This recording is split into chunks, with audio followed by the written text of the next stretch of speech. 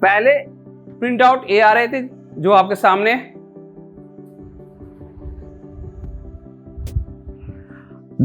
और drum, PCR और cleaning blade change करने के बाद ये हमारे प्रॉब्लम आ रहे हैं प्रिंट आउट।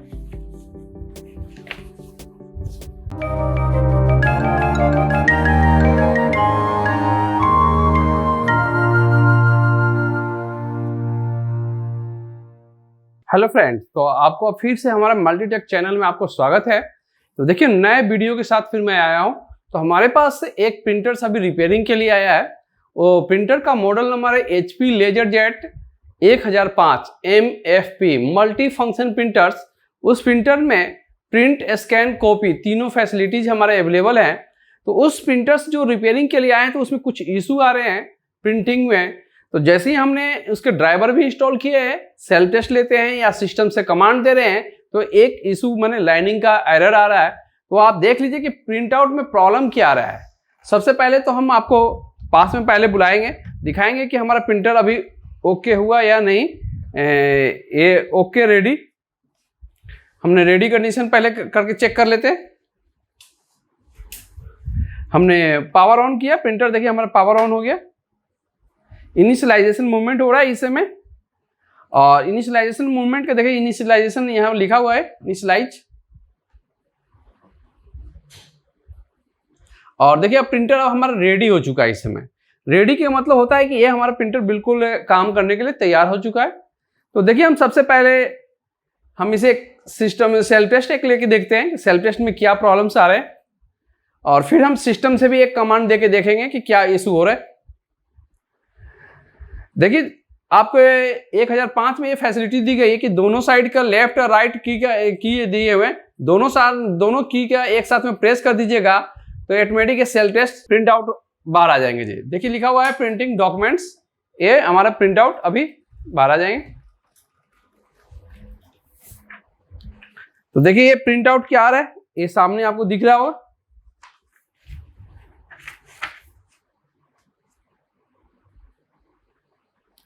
ठीक है, अब हम इस जो प्रॉब्लम आ रहे हैं, इस प्रॉब्लम को हम सोल्व करने चलते हैं कि इसे कैसे सोल्व करना होगा और ये प्रॉब्लम किस चीज से रिलेटेड है। काफी लोग कंफ्यूज होते रहते हैं कि प्रिंटर में किस चीज को मैं चेक करूं, लेजर यूनिट को चेक करूं कि फ्यूजर यूनिट को चेक करूं, कौन सा यूनिट को मैं चेक करूं। तो सबसे पहले आपको जो प्रिंटर में जो सबसे ज्यादा प्रॉब्लम्स क्रिएट होंगे और प्रॉब्लम जो सबसे ज्यादा आते हैं वो हमारा टोनर यूनिट से रिलेटेड फॉल्ट्स आते हैं। ठीक, तो टोनर यूनिट से रिलेटेड फॉल्ट्स है। तो टोनर यूनिट्स में भी कई पार्ट्स लगे होते हैं, सारे पार्ट्स को हमें 1 बाय 1 चेक करना होगा। तो थोड़ा सा पास में आ जाइए तो मैं दिखा देता हूं इस फॉल्ट्स के माध्यम से। देखिए इस फॉल्ट्स में आप देख रहे हो कि सेम पतली सी लाइन आ रही है यहां पर। ठीक, ये जो पतली सी लाइन आ रही है ये हमारे ब्लेड से रिलेटेड होता है प्रॉब्लम्स, जिसे हम वाइपर ब्लेड बोलते हैं या क्लीनिंग ब्लेड के नाम से जानते हैं, जो ड्रम के पास में लगा होता है। जब ड्रम के पास में जो लगे हुए ब्लेड अगर खराब हो जाएंगे तो ये पतली सी लाइन आपको हमेशा क्रिएट होगा जी। साथ में ये भी लाइन देख रहे हैं, इस पर भी देखेंगे कि हम क्या टोनर यूनिट को बाहर निकाल के देखेंगे क्या ड्रम के ऊपर कोई स्क्रैच आया हुआ है या ड्रम उसे क्लीन नहीं कर पा रहा, ड्रम को क्लीन नहीं कर पा रहा है वाइपर ब्लेड। तो हम इसमें से अब टोनर कार्ट्रिज को हम बाहर निकालने जा रहे हैं। तो टोनर कार्ट्रिज को बाहर निकालने के लिए सबसे पहले इस लॉक को हम प्रेस करेंगे। यहां पर प्रेस करने के बाद इसका टॉप कवर को ऊपर उठा लेंगे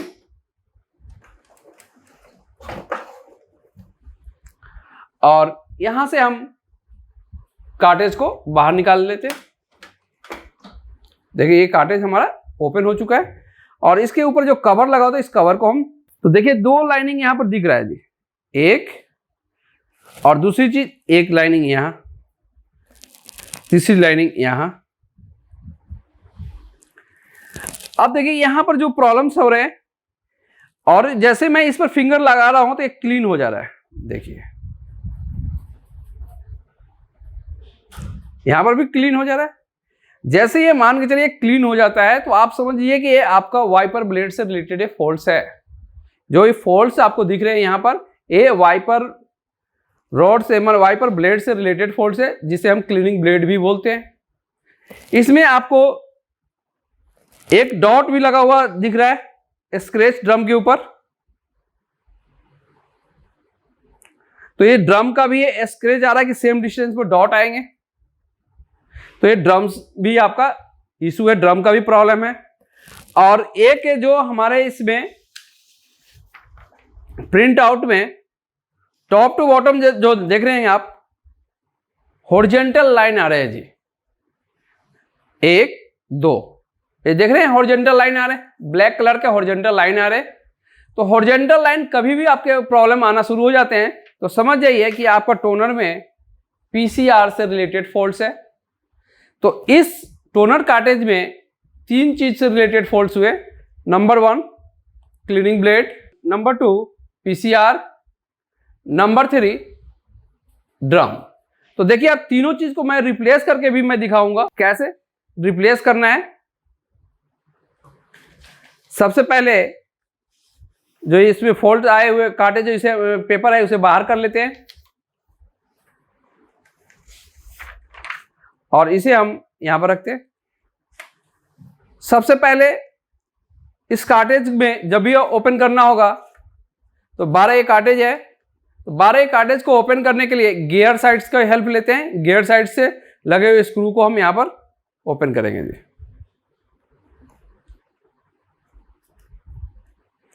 देखिए यहां पर स्टिकर लगा हुआ है, इस स्टिकर को ओपन कर लेंगे और इसके बाद में इस स्क्रू को खोल लेंगे।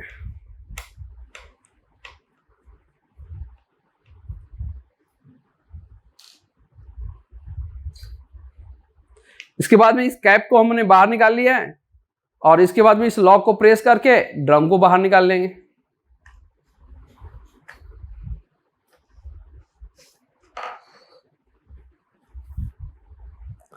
और अब इसके बाद में हम यहां पर लगे हुए इसके अंदर जो लगे हुए हमारा पीसीआर है, पीसीआर को बाहर निकाल लेंगे।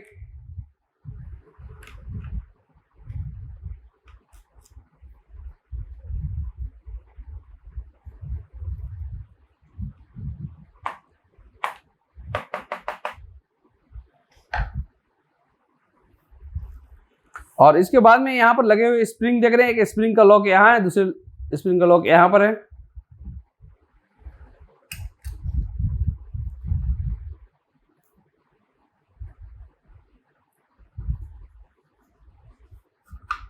और अब इसके बाद में दोनों साइड में छर्रा लगा होता है, एक छर्रा यहां पर दिख रहा होगा आपको, चमक रहा होगा यहां पर। अब इस छर्रे को हम बाहर निकालने जा रहे हैं इस लॉक से।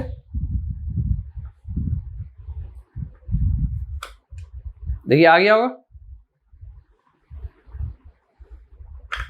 उसी तरीके से इस साइड के भी छर्रे को हमें बाहर निकालना होगा।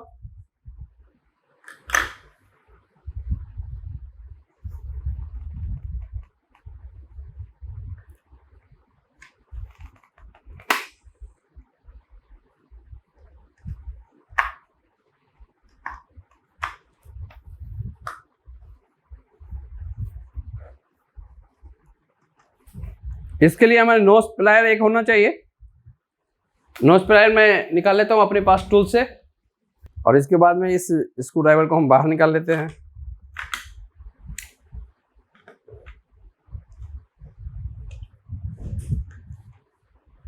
दोनों साइड के छर्रे को हम बाहर निकाल लेंगे पहले।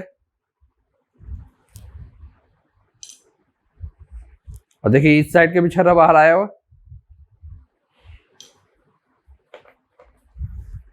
निकालने के बाद एक कार्टेज 2 भागों में डिवाइड हो जाएगा। देखिए डिवाइड भी हो गया।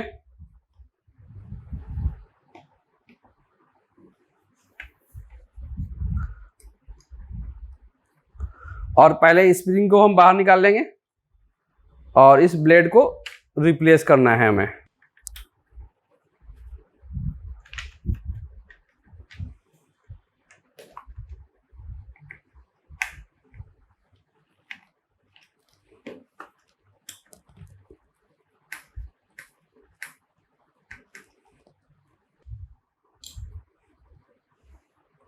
और इसके बाद में इस ब्लेड को हम ऊपर उठा लेते हैं।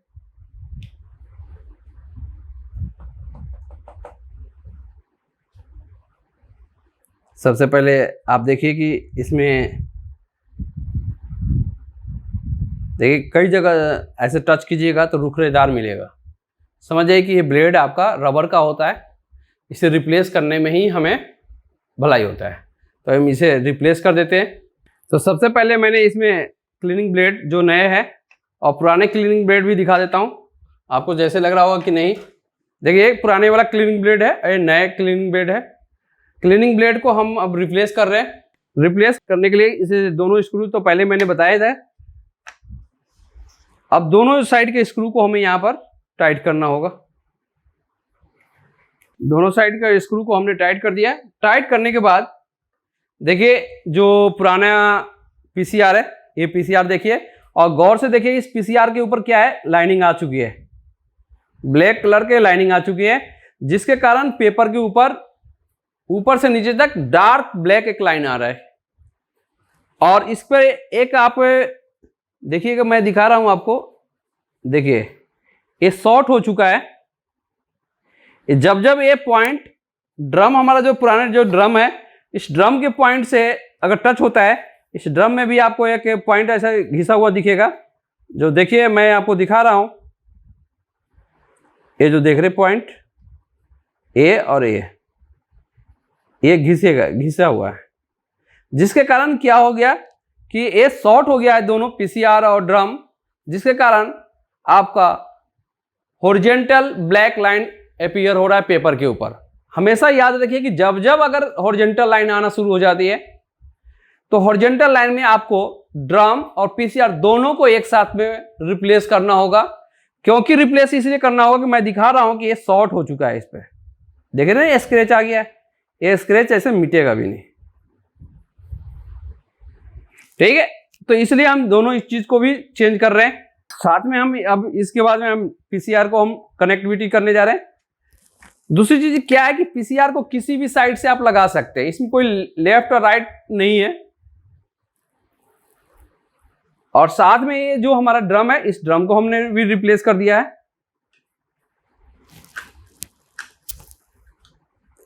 और देखिए इस ड्रम के ऊपर कुछ अभी फिंगर का इंप्रेशन है यहां पर। और इस ड्रम को अब जैसे मैं इसे रोटेट कराऊंगा, इसमें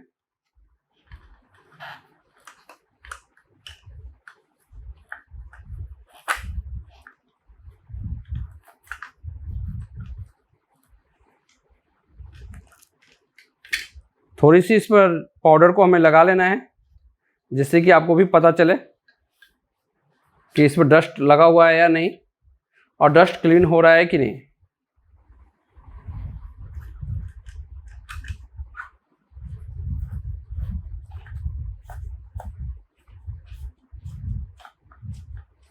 देखिए क्लीन हो रहा है, आप देख रहे हैं क्लीन हो रहा है ना। देखिए क्लीन हो गया।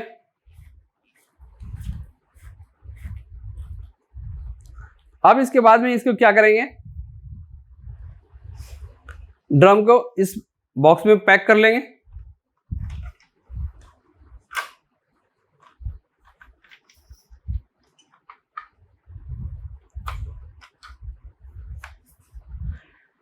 ड्रम आप जब भी लगाएंगे तो न्यू लगाएंगे, क्योंकि मैंने इसमें तो सेकेंड हैंड ही ड्रम लगा दिया है जो अभी चलेगा।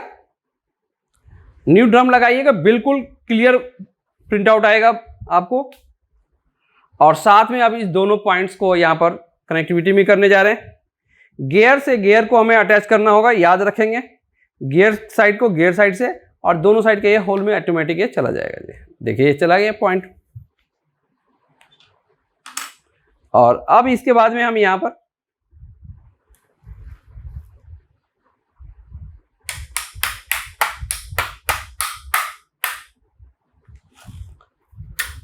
और फिर दूसरे साइड का जो छर्रा है हमारे पास, उस छर्रे को भी यहां पर लगा देते हैं।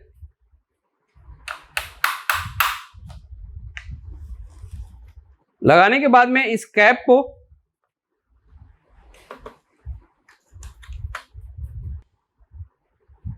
और इसके बाद में इस स्प्रिंग को इस साइड से कनेक्टिविटी में कर देते हैं। कनेक्टिविटी करने के बाद अब हमारे देखिए टोनर फिट हो गया है, सारे पार्ट्स इसमें लग चुके हैं। अब इसे हम प्रिंटर में कनेक्टिविटी करने जा रहे हैं, लगाने जा रहे हैं। और इस टॉप कवर को हम क्लोज कर दिए। इनिशियलाइजेशन मूवमेंट स्टार्ट हो गया है और रेडी हो गया हमारा प्रिंटर। अब सेल टेस्ट लेने जाने, दोनों स्विच को लेफ्ट और राइट की को हमने एक साथ में प्रेस कर दिए।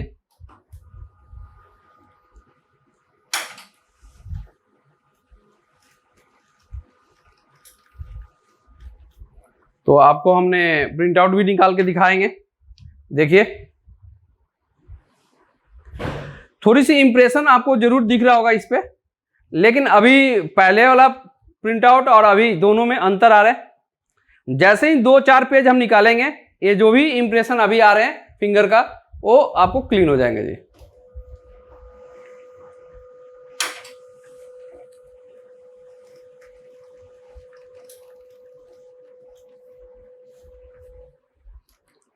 देखिए पहले की अपेक्षा इसमें जो आया था इससे भी इसमें साफ हो गया है। तो इस तरीके से कम 5-10 पेज हमें निकालना होगा, बिल्कुल ही क्लीन हो जाएगा। आपको किसी भी तरह की इंप्रेशन नहीं आएगा फिर पेपर के ऊपर, अब बिल्कुल ओके प्रिंट आउट आएगा। एक पेज मैं और निकाल लेता हूं।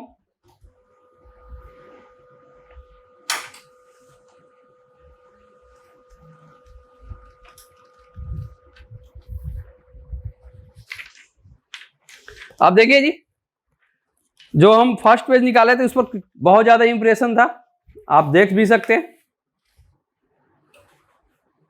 अब सेकेंड पेज जो लास्ट में हमने तीसरे नंबर पेज निकाला है तो बिल्कुल इंप्रेशन कम है। साथ में जो इसे चेंज करने से पहले क्या प्रॉब्लम थी वो हमें देखना जरूरी है जी। पहले प्रिंट आउट ये आ रहे थे जो आपके सामने, और ड्रम, पीसीआर और क्लीनिंग ब्लेड चेंज करने के बाद ये हमारे प्रॉब्लम आ रहे हैं print out.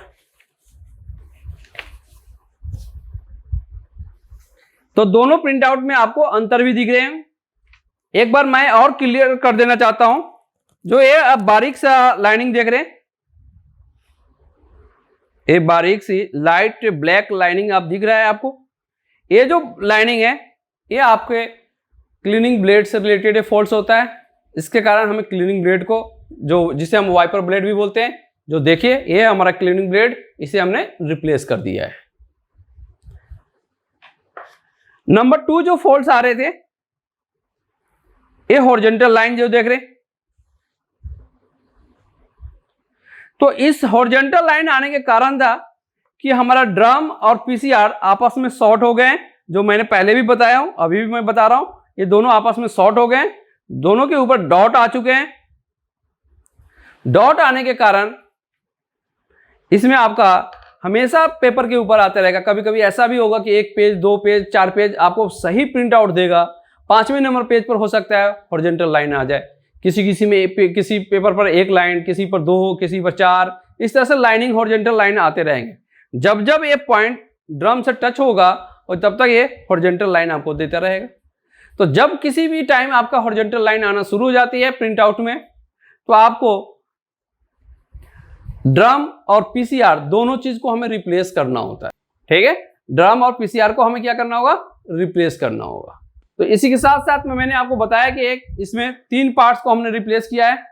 Number 1 PCR, number 2 drum और क्लीनिंग ब्लेड।